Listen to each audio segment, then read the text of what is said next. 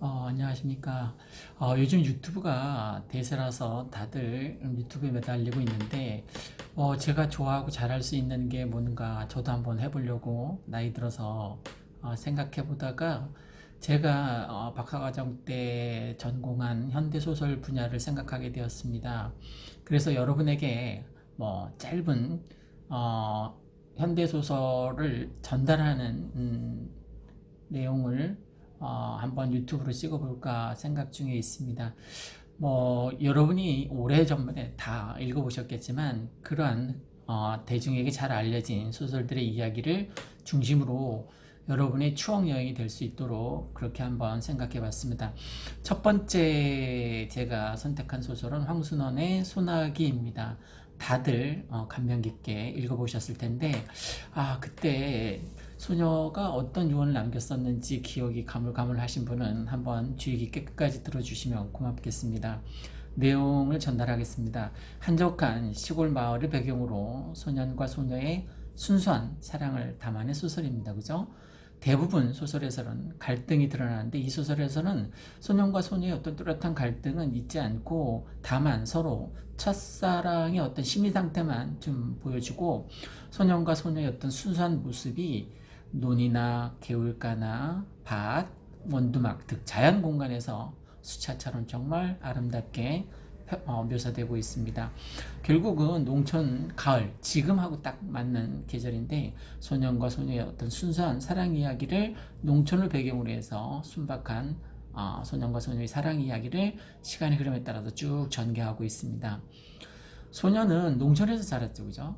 그 순박한 시골 소년인데 서울에서 이제 내려온 윤추신의 그 증손녀에게 아주 관심을 보입니다. 다소 성격이 소극적이라고 볼 수 있습니다. 그죠? 그 다음에 소녀는 윤추신의 증손녀인데 서울에서 살다가 시골에 오게 됩니다. 맑고 순수하지만 소년에 비해서는 아주 조금 적극적인 성격을 가졌다라고 볼 수 있습니다. 그 이야기 구조에서 가장 중요한 게 이제 소년과 소녀가 잠깐 내리다 그치는 소나기와 같은 아주 짧은 사랑을 하게 되는데 그 소나기는 소년과 소녀를 연결시켜주는 매개체도 되기도 하지만 나중에 소녀의 죽음의 원인이 되기도 하는 어떤 슬픈 소재라고 볼 수 있습니다. 소년과 소녀는 처음 개울가에서 만나게 됩니다. 그래서 소녀는 윤초신의 증손녀로 서울에서 이제 내려왔는데 다소 소극적인 소녀는 비켜달라고 말도 못하고 소녀가 징검다리에서 비키기만을 마냥 기다립니다. 그러나 소녀는 소년에게 조약돌을 던지면서 관심을 표현하죠. 그죠? 이 바보, 그랬던 걸로 기억되는데, 두 사람은 이제 조금씩 가까워지고, 함께 산에 놀러 가기도 합니다. 다만 이제 그 산에 놀러 갔다가 소년과 소녀가 갑자기 소나기를 만나게 되는데, 이 둘은 좁은 원두막에서 비를 피하긴 하는데, 이게 나중에 비극적인 사랑으로 연결되기도 합니다. 어쨌든, 겨울가에서 소년과 소녀가 만나서 물장난 치면서 놀다가 윤초씨 증손녀 딸이라는 것을 알게 되고 며칠이나 이제 학교에서 돌아오는 길에 물장난을 치던 소녀가 하루는 징검다리에 한가운데 앉아있는데 소녀는 비켜달라고 말도 못하고 개울뚝에 앉아서 소녀가 일어나기만을 기다립니다.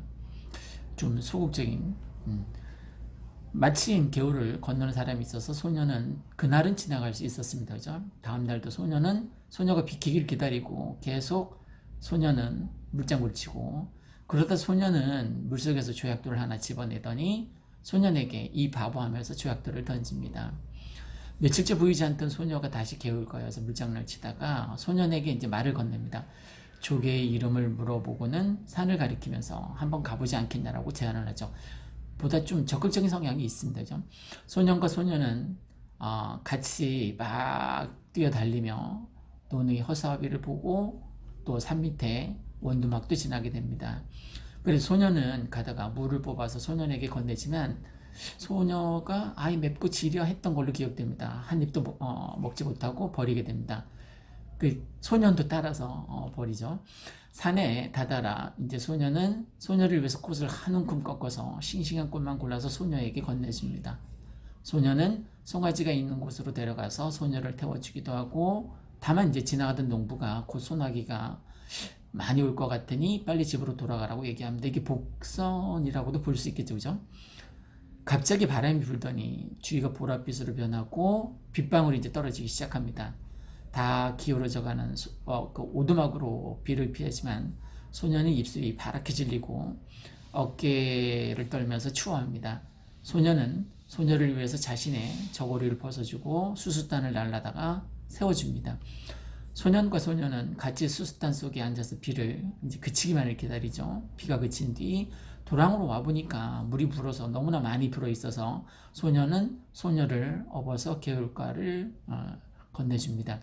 마치 알퐁스 도데의 별을 연상시키는 그때 그 소녀 아씨가 물이 불어서 다시 그 주인공 소년에게 돌아올 수밖에 없었던 것이 생각나네요. 그 뒤에 소녀의 모습이 이제 당분간 보이지 않습니다. 그죠? 그래서 소녀는 소녀가 줬던 그 조약돌, 이 바보하면서 던졌던 조약돌을 만지작거리면서 소녀를 기다립니다. 어느 날 개울뜨기 앉아있는 소녀를 보고 그동안 아팠다는 말을 전해 듣고, 그리고 소년은 소년에게 이제 대출을 주면서 곧 이사를 가게 되었다라고 말을 전합니다. 소년은 그날 밤 소녀를 위해서 호두를 따고 전해줄 생각만을 합니다. 게을물이 날로 여물어갈 때쯤 소년은 어른들이 그 소년애가 내일 이사 간다는 말을 듣게 됩니다. 밤에 누워서 호두를 만지작거리면서 소녀가 이제 이사 간다라는 이상하면 어쩌나 하는 생각으로 깜빡 잠이 들었다 깨었는데, 돌아온 아버지의 말을 통해서 이제 소녀의 죽음을 전해 듣게 되고, 소녀가 죽기 전에 자기가 입었던 옷을 꼭 그대로 입혀서 묻어달라고 유언을 남겼다는 참 슬픈 첫사랑의 이야기를 듣게 됩니다. 여기서 잠깐 돌이켜서 생각해보면 소녀가 소년에게 던졌던 조약돌이라던가 아니면 소년이 소녀에게 만들어준 꿈묶음, 그리고 서로가 주고받았던 그 순수한 마음은 소녀가 입은 채로 묻어달라고 했었던 분홍 스웨터, 그리고 아름다운 추억으로 간직될 것입니다. 소녀의 분홍 스웨터에 물든 소년의 흔적처럼 그 소년의 흔적을 같이 묻어달라고 했던 거죠.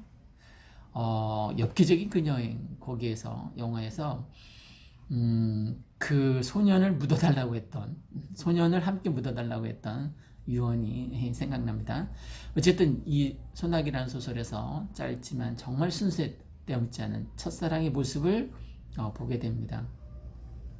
소나기는 소년과 소녀를 연결해주는 순수한 사랑의 아름다운 매개체이기도 하지만 나중에 소녀의 죽음을 몰고 오게 된 어떤 슬픈 소재로 쓰이기도 합니다.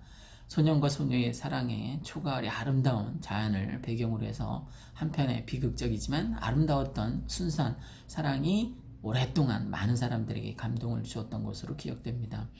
서로에게 꾸미 없이 마음을 표현하고 그 마음을 소중하게 간직할 줄 아는, 이것이야말로 우리가 꿈꾸는 사랑의 진정한 가치가 아닐까요? 여러분도 어느 날 불현듯 찾아오는 설레는 마음을 소중하게 대해보세요. 그리고 가슴에 오랫동안 아름다운 추억으로 남을 소나기 같은 첫사랑을 한번 솔로라면 시작해보는 게 어떨까요? 사랑만큼, 누군가를 좋아하는 감정만큼, 썸 타는 감정만큼 사람을 행복하게 하는 것도 없다고 합니다. 요즘 뭐 데이트 폭력으로 말이 많습니다만 절대 사랑에는 데이트 폭력 같은 일이 있어서는 안 될 것입니다. 이 황순원 작가의 여자 순옥이처럼 맑고 순수하고 깨끗한 사랑을 올가을 해보시는 건 어떨지요. 이상 소설 이야기를 전해주는 이야기 교실이었습니다. 감사합니다.